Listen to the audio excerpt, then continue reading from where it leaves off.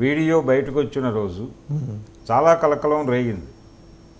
అయినప్పటికీ ఆయన పిలిచి మాట్లాడి మందలించి దాన్ని సెటరైట్ చేసినటువంటి పద్ధతి, ఇది ఏ సిగ్నల్ వెళ్తుంది అవతల వాళ్ళకంటే కలుపుకొని వెళ్ళే ధోరణి, దాన్ని ఆయన ప్రిఫర్ చేస్తున్నాడు.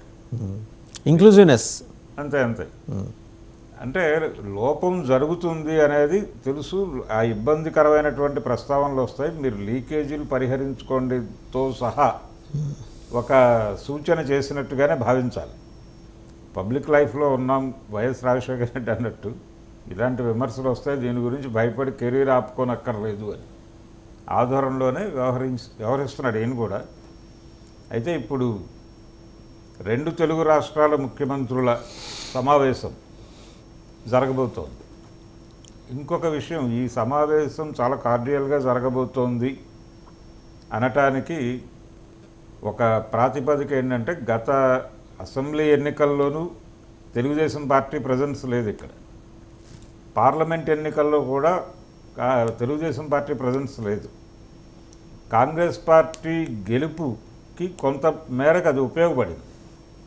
అంటే వీళ్ళు రాజకీయ రంగం నుంచి తప్పుకోవడం, నిజానికి అప్పటికి తెలంగాణ అధ్యక్షుడిగా ఉన్నటువంటి తెలుగుదేశం పార్టీ నాయకుడు ఆయన టిక్కెట్ల పంపిణీ కార్యక్రమం దాకా వెళ్ళిపోయి ఉన్నాడు, జ్ఞానేశ్వర్ గారు. వెళ్ళిపోయినప్పటికీ ఆయన మేము పోటీ చేయటం లేదు, మీరు విత్డ్రా అయిపోండి అని చెప్పాడు. రాజమండ్రి సెంట్రల్ జైలుకి వెళ్ళి ఈయన కలిసినప్పుడు దాంతో కొంత ఇబ్బంది పడ్డాడు ఆయన. వచ్చి ఇక్కడ ట్రస్ట్ భవన్ ముందే నిలబడి మీడియాతో మాట్లాడాడు ఆయన. అలా ముగిసింది అది.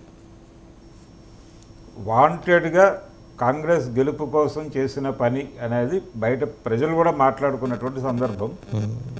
అలాగే పార్లమెంట్ ఎన్నికల్లో కంటెస్ట్ చేస్తారేమో అని అనుకున్నారు, కానీ పార్లమెంట్ ఎన్నికల్లో కూడా కంటెస్ట్ చేయలేదు. ఇది ఒక రకంగా వీళ్ళ మధ్య ఉన్నటువంటి ఒక అవగాహన. అక్కడ జగన్ని, ఇక్కడ కేసీఆర్ని పక్కకి తప్పించటంలో చాలా కీలకంగా చంద్రబాబు నాయుడు గారు వ్యూహాత్మకంగా వ్యవహరించాడు. పైగా అన్ని పార్టీలతోనూ చాలా స్నేహపూరితంగా వ్యవహరించాడు. అందరినీ ఒక తాటి మీదకు తీసుకొచ్చి, అంటే రాజకీయంగా భిన్నాభిప్రాయాలు ఉన్న వాళ్ళని కూడా ఒక తాటి మీదకు తీసుకొచ్చేటువంటి ప్రయత్నం ఆయన చేసిన పద్ధతి, ఇవన్నీ కూడా చాలా, అంటే తెలుగు రాజకీయాలలో కొంచెం ఆశ్చర్యం కలిగించేటువంటి చాలా పరిణామాలు చంద్రబాబు నాయుడు కేంద్రంగా నడిచినాయి. గత పార్లమెంట్ ఎలక్షన్స్ సందర్భంగాను, అలాగే ఏపీ ఎలక్షన్స్ సందర్భంగాను, తెలంగాణ ఎలక్షన్ సందర్భంగా కూడా. అందుకని వీళ్ళిద్దరి సమావేశం చాలా కార్డియల్గా జరుగుతుంది రేపు 6వ తారీఖు అనేది అయితే స్పష్టం.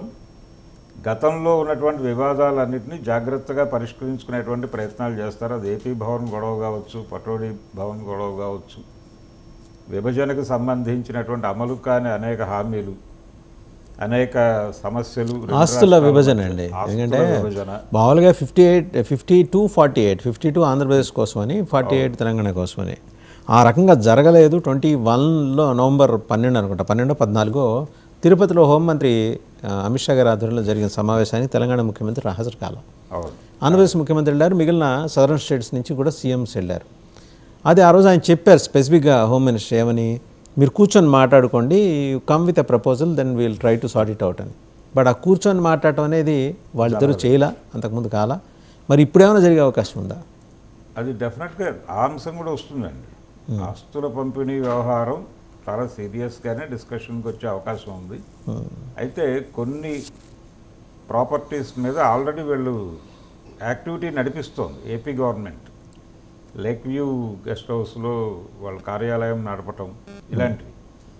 కానీ అది కాదు, ఖచ్చితంగా దానికి సంబంధించినటువంటి ఒక నోటిఫికేషన్ రావాలి, ఎవరిది ఏమిటి అనేది ఒక క్లారిటీ ఇవ్వాలి. అది ప్రజల ముందు పెట్టాల్సినటువంటి అవసరం ఉంది ఓపెన్గా. ఆ ప్రయత్నం జరుగుతుంది అనేది అయితే అనిపిస్తోంది. వీళ్ళు కూర్చుని దాన్ని సార్ట్అవుట్ చేసుకోగలరు అని. దాంతోపాటు ఇంకా ఇతర అంశాలు చాలా ఉన్నాయి, వీళ్ళిద్దరూ కలిసి మాట్లాడుకుని సెటిల్ చేయాల్సినవి. ఛత్తీస్గఢ్తో ఉన్నటువంటి బార్డర్ ఇష్యూస్ ఉన్నాయి. అక్కడి నుంచి మొదలు పెడితే చాలా విషయాలు, అంటే మనం ఇందాకే అనుకున్నట్టుగా ఢిల్లీ ఢిల్లీలో ఉన్నటువంటి ఉమ్మడి ఆంధ్రప్రదేశ్కి అప్పుడు కేటాయింపులు జరిగినటువంటి వాటిలో కూడా ఎవరిది ఏమిటి అని తేల్చుకోవాల్సిన అవసరం ఉంది. అవసరం ఉంది. ఆ అవసరాన్ని కూడా ఇప్పుడు ముందుకు తీసుకొచ్చి వాటికి సంబంధించి కూడా పూర్తి స్థాయిలో ఒక విభజన చేసుకుని ఆ ప్రకారం ముందుకెళ్ళేటువంటి అవకాశం కనిపిస్తోందండి. ఈ సమావేశం డెఫినెట్గా కార్డియల్గానే జరుగుతుంది.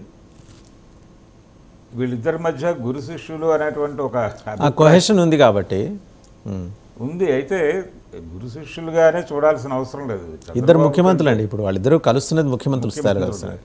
ముఖ్యమంత్రులుగా కలవటం మాత్రమే కాదు, నిజానికి తెలుగుదేశం పార్టీ కంటే ముందు కూడా రేవంత్ రెడ్డికి ఒక రాజకీయ జీవితం ఉంది. తెలుగుదేశం పార్టీతో ఆయన కొంచెం క్రియాశీలకంగానే పనిచేశాడు, ప్రయాణించాడు. ఆ తర్వాత బయటకు వచ్చిన తర్వాత కూడా ఆయన పొలిటికల్ జర్నీ ఆయనకు ఉంది. అందుకని అదేదో గురు శిష్యుల బంధంగా చూడాల్సిన అవసరం లేదు. But he has respect for Naidu గారు, అది అయితే స్పష్టంగా చెప్తారు.